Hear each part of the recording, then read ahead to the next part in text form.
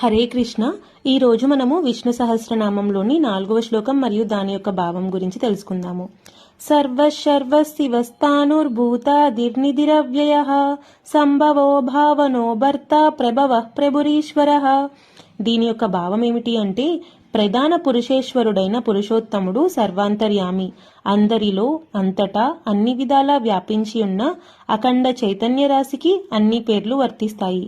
ప్రపంచంలోని సర్వస్వం సర్వేశ్వరుని కళావిలాపం. ఈ సర్వుడే శర్వుడు. సర్వుడు సృష్టి స్థితి లయ కారకుడు. ప్రపంచానికి మంచి చేయాలనే సత్సంకల్పంతోనే తన ఐశ్వర్యాన్ని ప్రతి ప్రాణికి ప్రసాదిస్తాడు. ఈ శివ సంకల్పం క్షణంలో ఉదయించి క్షణంలో లయించేది కాదు. స్థిరంగా శాశ్వతంగా స్థానువుగా ఉంటుంది. యుగ యుగాలుగా తన చైతన్య నిధిని నిఖిల లోకాలకి పంచిపెడుతున్నా ఏమాత్రం తరిగిపోని అక్షయ కోసం.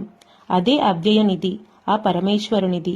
అన్నింటినీ సంభవింపచేసే భావనాశీలి కాబట్టి ప్రపంచం అతన్ని సంభవుడని స్తుతిస్తుంది. అతనికి మహాసంకల్పం వల్ల సంభవించేదే భవం. దానికతడు భర్త. ఈ భావనకు అతడు మూలకారకుడు. ఆయనే తొలి వెలుగు కాబట్టి అతనికి ప్రభవుడని కూడా పేరు అని ఈ శ్లోకం యొక్క భావము. హరే కృష్ణ.